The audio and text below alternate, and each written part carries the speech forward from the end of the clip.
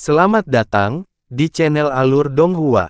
Sebelum menonton, silahkan subscribe, biar Mimin tambah semangat update-nya. Kota Yu yang cukup jauh dari kota Anyuan. Namun dengan kecepatan terbang berjalan kaki, Han Li hanya membutuhkan waktu 1 tahun sebelum dia tiba di dekat reruntuhan kota Anyuan. Perjalanan itu cukup berbahaya, dan dia bahkan menempuh perjalanan melalui daerah yang dihuni, tetapi jarak antar kota benar-benar jauh. Sepanjang jalan, dia tidak punya pilihan selain membunuh banyak binatang buas dan beberapa binatang iblis tingkat rendah juga.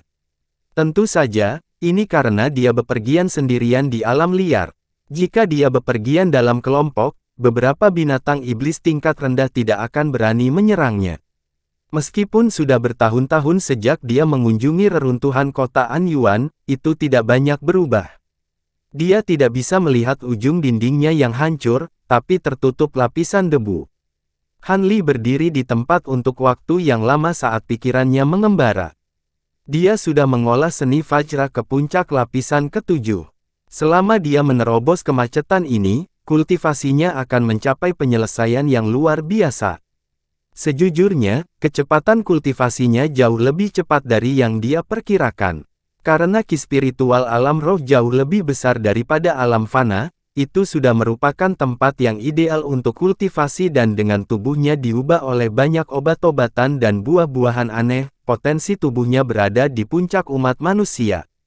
Di masa lalu ketika dia meninggalkan kota Anyuan dengan para kultivator sekte giok emas, mereka memasuki sarang binatang iblis. Dengan kemampuannya, mereka dapat dengan mudah mendapatkan tanaman obat yang mereka cari. Dalam kegembiraan mereka, para kultivator memberi Han Li sebuah dokumen yang menjamin pintu masuknya ke 9 kolam Bright Jade yang mendalam. Setelah mereka mengambil kembali medali giok yang mereka percayakan kepada Han Li, mereka dengan senang hati kembali ke sekte mereka. Setelah mereka berpisah, dia tidak mengembalikan Mistress Fang atau Heavenly East Enterprise karena dia merasa telah menjadi terlalu menonjol. Sebaliknya, dia memilih untuk menyelinap ke kota manusia lainnya. Selanjutnya, kontrak kutukan darah tidak berpengaruh padanya. Tujuannya adalah kota Yuyang, salah satu kota terdekat dan tanah suci untuk penyulingan tubuh, karena terbukti sangat berguna untuk kultivasinya. Adapun pedang pendek yang diberikan kepada Han Li oleh boneka mayat penguasa kota, Han Li tidak mempercayainya sama sekali, dia segera menghancurkannya setelah pertemuannya dengan kultivator iblis. Ketika dia setengah jalan ke kota Yuyang, dia berada di titik penting dalam konsolidasi lapisan kelima seni Vajra. Sayangnya, saat itu juga dia disergap oleh beberapa binatang iblis. Meskipun dia berhasil membunuh mereka, dia segera menghadapi serangan balik dari seni Vajra dan kultivasinya turun tajam hampir di seluruh level. Pada saat bahaya, dia bertemu dengan seorang pedagang muda bernama Fatih Fan yang kebetulan membawa beberapa obat langka yang cocok. Karena Han Li diselamatkan oleh obat-obatan ini, dia merasa berterima kasih kepada pedagang itu, tetapi dia juga menginginkan seseorang yang dapat membantu menyembunyikan keberadaannya. Karena itu, dia mengikuti Fatih Fan ke kota Yuyang dan membantunya secara rahasia, memperluas rumah lelangnya hingga menjadi salah satu yang terbesar di kota. Dan sebagai master formasi mantra dan pemilik indera spiritual yang sangat kuat, hanya sedikit latihan yang dia butuhkan untuk menjadi master alat roh. Dia terus tinggal di kota Yuyuan selama beberapa dekade. Selama periode ini, dia mencapai puncak lapisan ke-6 dan memutuskan untuk melakukan perjalanan jauh dari kota. Pada tahun itu, dia mengetahui bahwa pria berjubah brokat dari sekte Gold Jade telah memasuki tahap formasi inti. Ketika pria bermarga Qin melihat bahwa Han Li telah menyelesaikan lapisan kelima seni Vajra, sebuah level yang dapat bersaing dengan kultivator formasi inti, dia benar-benar tercengang. Namun demikian, dia menepati janjinya dan mengatur agar Han Li menggunakan 9 kolam Bright Jade yang mendalam. Dengan menarik dukungan dari kekuatan kolam yang luar biasa, dia mampu menembus kemacetan lapisan ke-6 dalam beberapa hari, menyelamatkannya setidaknya belasan tahun budidaya pahit. Ketika dia kembali ke kota Yuyang untuk berkultivasi tersembunyi selama beberapa dekade berikutnya, dia akhirnya mencapai kemacetan di lapisan ketujuh. Untuk menerobos kemacetan terakhir, dia tidak bisa tinggal di kota dan melanjutkan metode budidaya pahit yang lambat. Dia berencana menggunakan metode penyulingan tubuh yang paling umum untuk memecahkan kemacetan. Itu untuk meninggalkan peradaban dan memasuki hutan belantara yang buas, menerobos kemacetan dengan paksa dengan berburu binatang iblis yang kuat.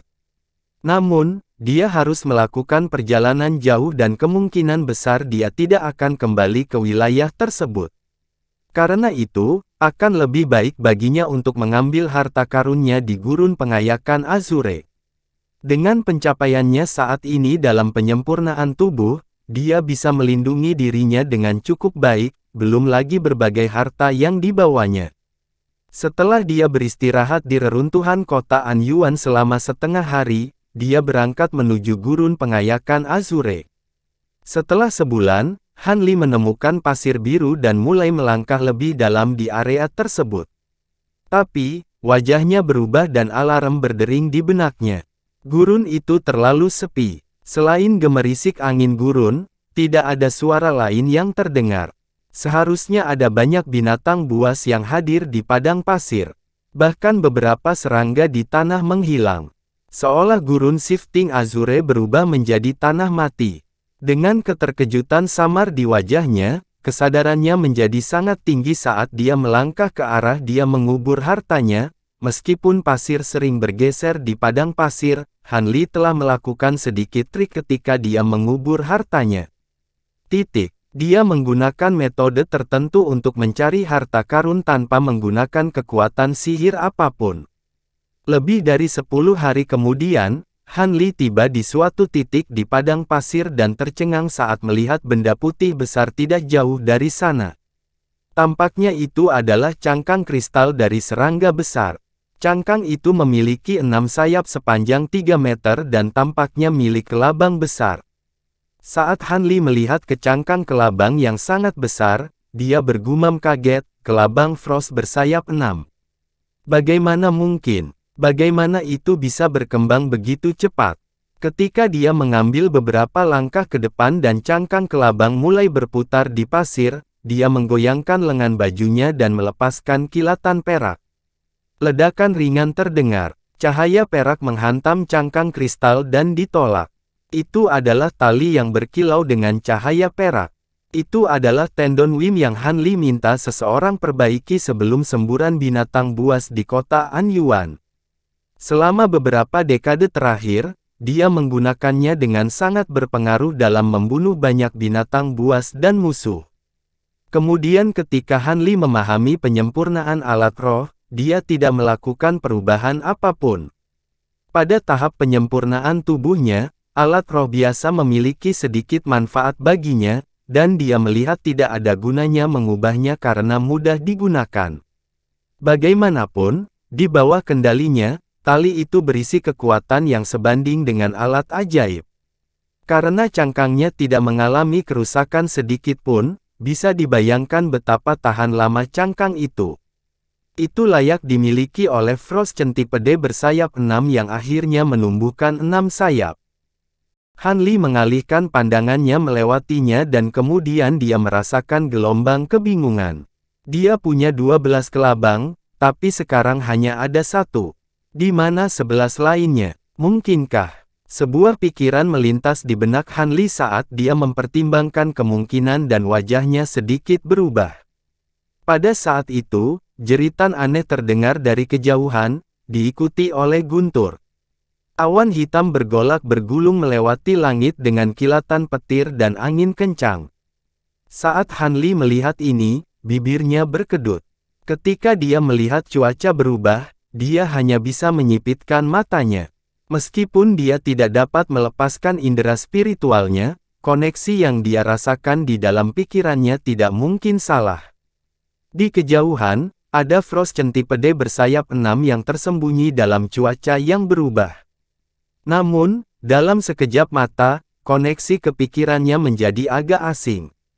Setelah kelabang es bersayap 6 sepenuhnya matang, mereka tiba-tiba memperoleh kekuatan surgawi untuk memanggil angin dan hujan, yang membuat Han Li sangat heran. Keakraban Frost Centipede bersayap 6 dengan memanipulasi ki asal duniawi adalah seluruh tahap lebih tinggi daripada ketika Han Li masih memiliki kultivasinya. Mereka berada di ambang kekuatan transformasi dewa. Saat Han Li merasa heran, dia tiba-tiba membunyikan dengungan keras di udara. Dari ujung lain langit, awan pelangi besar dengan cepat mengalir menuju awan hitam. Di bawah pemeriksaan dekat, wajahnya menjadi pucat. Di dalam awan pelangi ada kelompok kalajengking bersayap. Mereka seukuran telapak tangan dan diwarnai dengan segala macam warna. Saat Han Li merasakan mulutnya mengering, dia melihat Raja Kalajengking sepanjang 60 meter di tengah kerumunan. Kalajengking itu tidak memiliki sayap, tetapi ia berhasil menahan tubuhnya yang besar di udara dengan kabut beracun. Itu memiliki ekor setinggi 30 meter yang terangkat di udara yang bersinar hijau. Han Li merasakan hawa dingin menjalari tubuhnya. Tetapi di bawah pemeriksaan lebih dekat, dia menemukan bahwa yang disebut Raja Kalajengking sebenarnya dipadatkan dari kalajengking kecil yang tak terhitung jumlahnya. Kalajengking lain di sekitarnya telah melakukan hal yang sama dan menggeliat bersama, menyatu dengan Raja Kalajengking besar. Sebelum Han Li menyadari apa yang terjadi, desisan keras terdengar dari kejauhan dan awan hitam bergolak untuk mengungkapkan kelabang es yang panjangnya lebih dari 30 meter. Itu menjulurkan kepalanya yang mengerikan ke depan. Pada saat yang sama, Han Li merasakan koneksi samar ke pikiran dan hatinya bergerak, menyadari apa itu. Jadi begitu. Kelabang Frost bersayap 6 raksasa memiliki penanda jiwa dari selusin kelabang bersayap 4. Mereka entah bagaimana menyatu bersama, atau salah satu dari mereka memakan sisanya. Dalam keadaan seperti ini, ia menciptakan kelabang Frost bersayap 6 yang sudah dewasa. Namun, dari mana kalajengking ini berasal?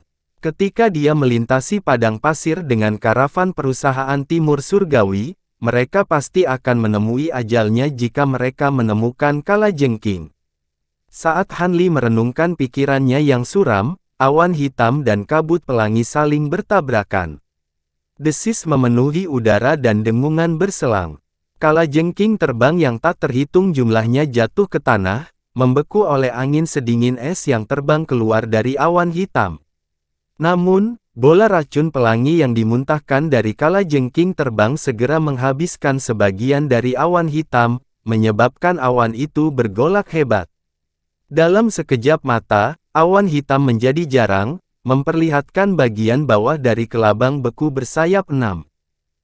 Kelabang es bersayap 6 sedikit lebih kecil dari Raja Kalajengking, tapi itu sangat besar dibandingkan dengan binatang iblis biasa.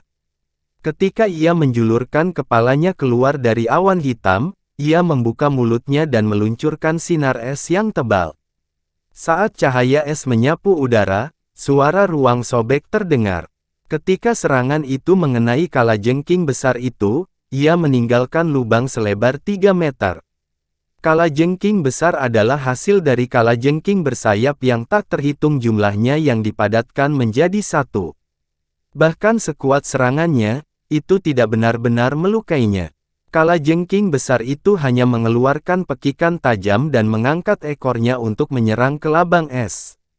Sebuah lampu hijau melesat keluar dan ekor kalajengking itu tampak terbentang 100 meter ke depan seolah-olah itu adalah ilusi. Itu tiba di atas kepala kelabang dan diayunkan ke bawah. Sementara itu, lubang besar di perut kalajengking bergerak dan sembuh dengan cepat. Frost Centipede bersayap 6 tampaknya tidak keberatan dengan serangan dari ekor besar itu. Sayap kelabang menjadi transparan sesaat sebelum seluruh kelabang menghilang. Kisah kalajengking menjerit tetapi hanya mendarat melewati udara. Dalam waktu singkat, udara di atas kalajengking besar melengkung untuk mengungkapkan kelabang bersayap raksasa. Sayapnya berguncang sekali lagi dan seluruh tubuhnya mengabur, menyerang kalajengking besar itu dan menancapkan taringnya jauh ke dalam. Bola cahaya es mekar dari kalajengking besar, dengan cepat meluas hingga menutupi sebagian besar tubuh kalajengking, mengubahnya menjadi kristal. Tapi kemudian, cahayanya berhenti dan tubuh kalajengking besar itu hancur. Kalajengking yang tak terhitung jumlahnya menghujani dari langit. Sisa-sisa kalajengking raksasa tidak lagi memadat kembali. Sebaliknya, mereka tersebar ke segala arah. Dalam sekejap mata, awan racun pelangi benar-benar menghilang. Ketika kelabang beku bersayap 6 melihat ini, dia tidak mengejar mereka. Itu hanya membuka mulutnya dan mengeluarkan angin sedingin es. Itu menyapu semua kalajengking beku di dekatnya dan membawanya ke mulutnya. Han Li menyaksikan ini dari kejauhan, merasa lebih tenang.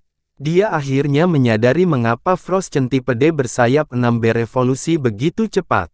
Selama dia pergi, mereka melahap serangga bersayap yang tak terhitung jumlahnya. Adapun kalajengking bersayap itu, mereka tampaknya memiliki sejarah dengan kelabang dan sama sekali bukan serangga iblis biasa. Mereka pasti berfungsi sebagai katalis setelah dikonsumsi. Itu pasti sebabnya dia tidak melihat serangga lain setelah dia memasuki padang pasir. Tampaknya mereka telah dengan bersih melahap kalajengking atau kelabang. Saat pikiran Han Li berlanjut, kelabang besar itu akhirnya selesai membersihkan kalajengking dan melihat ke bawah ke arah Han Li dengan kilatan dingin bersinar dari matanya.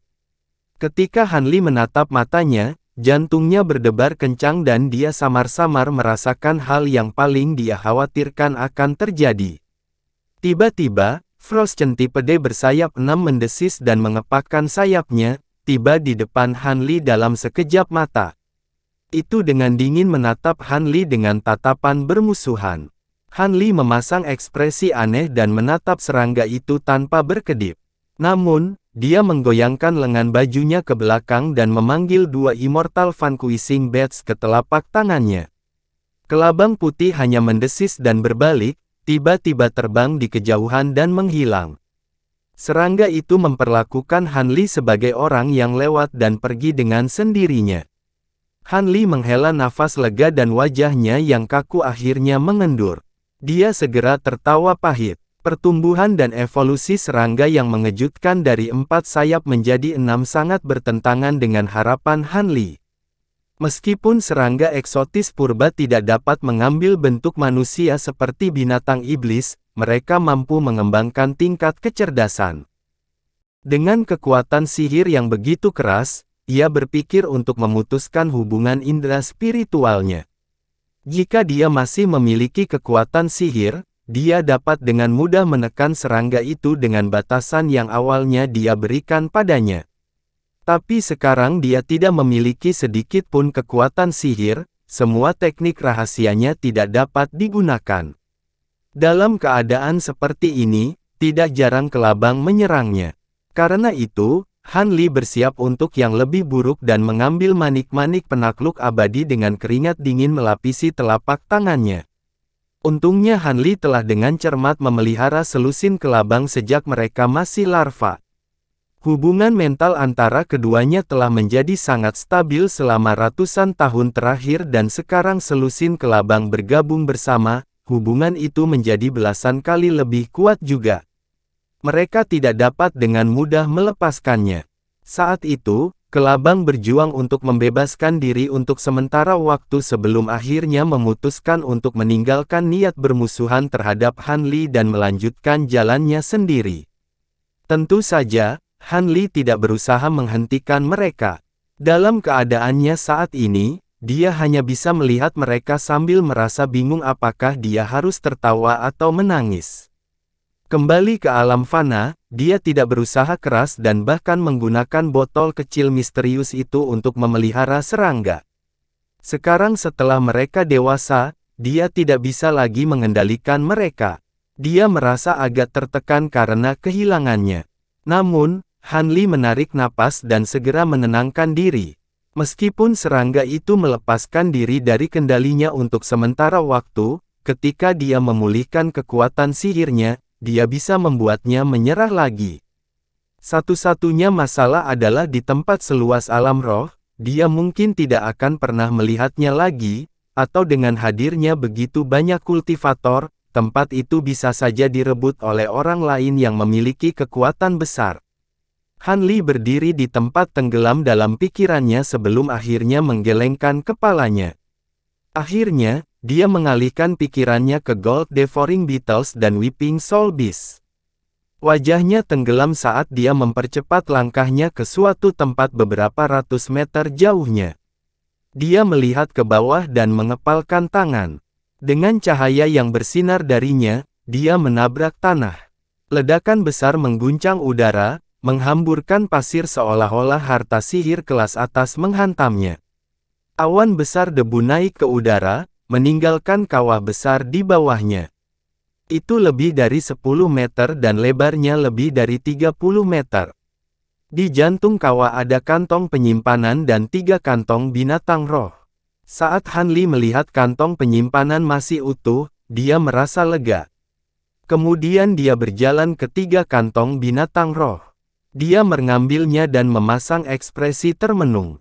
Meskipun dia tidak dapat memeriksanya dengan indera spiritualnya, mereka tampak tersegel saat dia meninggalkannya. Setelah dia menimbangnya di tangannya, dia tahu tidak ada yang hilang dari mereka, selain dari kantong kosong yang berisi kelabang Frost bersayap 6.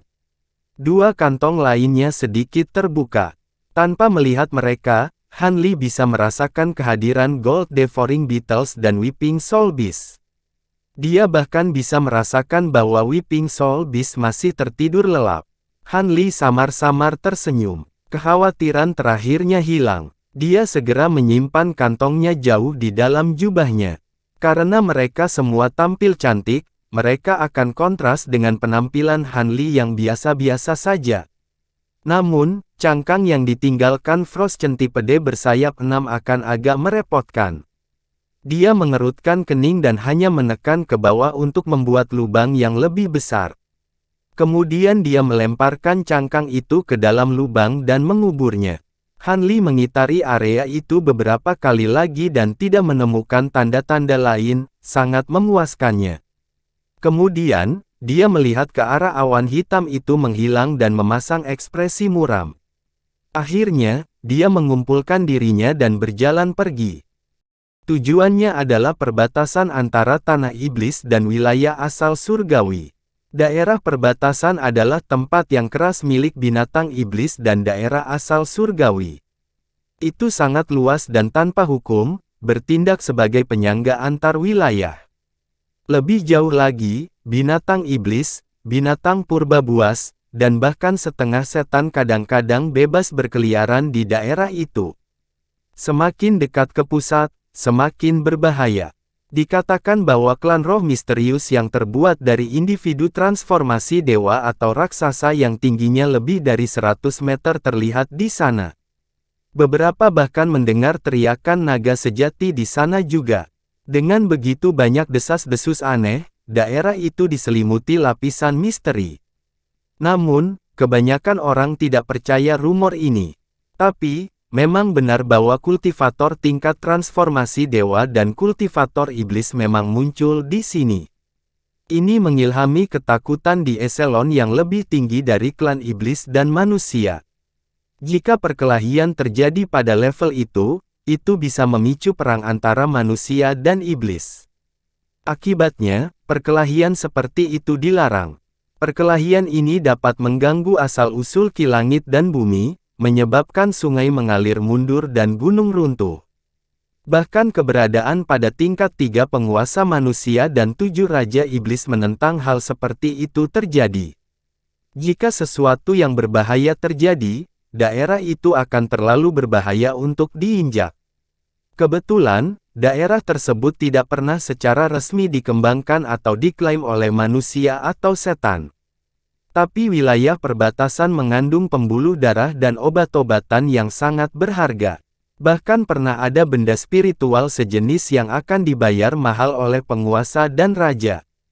Akibatnya, sejumlah besar kultivator dan penyuling tubuh akan berkumpul di sana. Mereka ingin menguji keberuntungan mereka dan mendapatkan beberapa obat roh.